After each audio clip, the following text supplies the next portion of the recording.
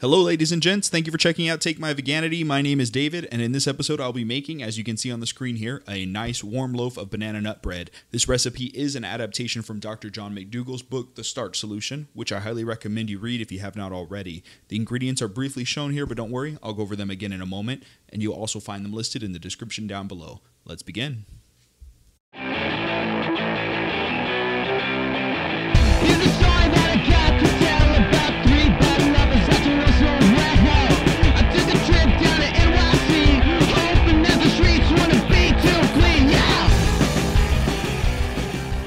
From what I've noticed, most desserts or any type of baking recipe requires a lot of ingredients.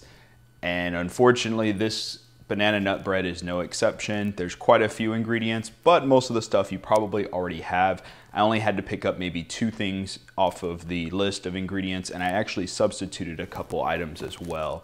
I'll go into that a little bit more, but here's what you're gonna need. You can find all of the measurements down below in the description, but here's a list of everything you're going to need. Cake flour or pastry flour, unbleached all-purpose flour, coconut oil, only to oil the pan, not used in the actual recipe itself, baking soda, baking powder, almond milk or other milk substitute, applesauce, vanilla extract, cinnamon powder, salt, flax seeds, sugar, walnuts, very ripe bananas, and a lemon. Okay. So for this place, the recipe calls for what's called energy egg replacer. You may already be aware of what that is or have some. I don't buy that. I just make my own egg substitutes. So to show you what that is, I have this bag of golden flax seeds I bought in bulk at a local grocery store here in town. So what you want to do, when you buy them whole like this, the seeds, they'll last a very long time. You don't have to refrigerate them or anything like that. You can if you want, but the powder and the oils will not last nearly as long. So 1 tablespoon of flax seeds. In case you didn't know, flax seeds are great for your omegas. Go ahead and grind your tablespoon of flax seeds into a fine powder, and then add the ground flax seeds with the 3 tablespoons of water into a small bowl. Mix this well and then let it sit for a few minutes before we go ahead and add it to the rest of our mixture. All right, next you're gonna wanna put in a small bowl like this, you're gonna wanna put 3/4 of a cup of your almond milk. Make sure it's unsweetened and unflavored. Then you're gonna wanna add your 1 tablespoon of lemon juice. I've found that usually half a lemon will give you about a tablespoon. Just watch out for seeds, obviously. And then whisk that in. Okay, set that aside. Next, you're gonna wanna mix in your 1 cup of mashed bananas, 3/4 of a cup of your sugar, go ahead and add that. And then you have 1/3 of a cup of what they call Sunsweet Lighter Bake. I couldn't find it in my grocery store, so I'm subbing it with just unsweetened, unflavored applesauce. And that's 1/3 cup. Add that. And then you're going to want to put in 1 teaspoon of your vanilla extract. And we're going to mix all that together. This is the consistency that I have here. Okay, set that aside. Okay, next is your flours in a large bowl. So we're going to do 1 1/4 cup of our cake flour, or you can use pastry flour, and then 1 cup of your all-purpose unbleached flour.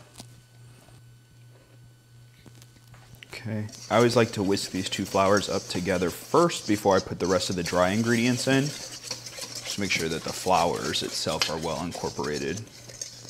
Okay, measurements are easy for this part. 1 teaspoon of baking powder, 1 teaspoon of baking soda, 1 teaspoon of cinnamon, and then 1/8 of salt. Okay, last thing you want to add to your dry mixture is your 1/4 cup of chopped walnuts. And just go ahead and stir to combine everything. Okay, once we got all of this combined, we're gonna go ahead and mix in our egg replacer. Now remember, before I told you it would really thicken up, so just so you can see. So we're gonna go ahead and dump that in there. Next, we're gonna do our banana sugar mixture. And last, we're gonna do our milk and lemon mixture. And then just go ahead and mix everything together until it's all incorporated. Oh yeah, nice and messy. So just to kind of show you, this is the consistency that you're looking for. And don't worry, I know it looks really, really light right now, but when you bake it, it's gonna look phenomenal. I'm letting my oven preheat to 350 Fahrenheit right now. While that's going, I'm actually going to go ahead and use very little coconut oil on my pan. We're gonna go ahead and pour our mixture in.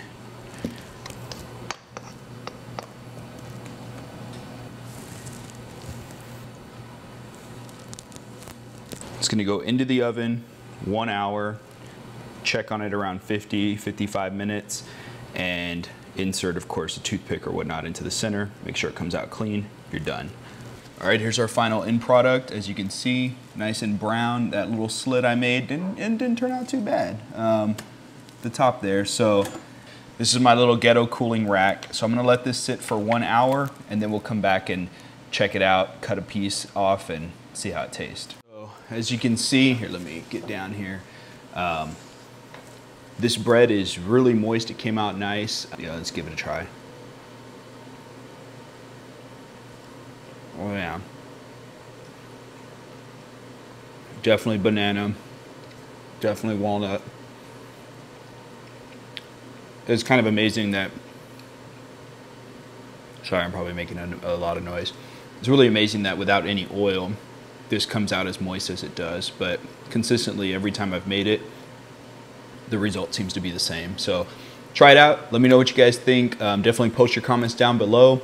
Subscribe if you haven't already. I am looking forward to making a lot of other things here in the future. Hope y'all are enjoying your summer. And as always, thanks for the watch. Take care.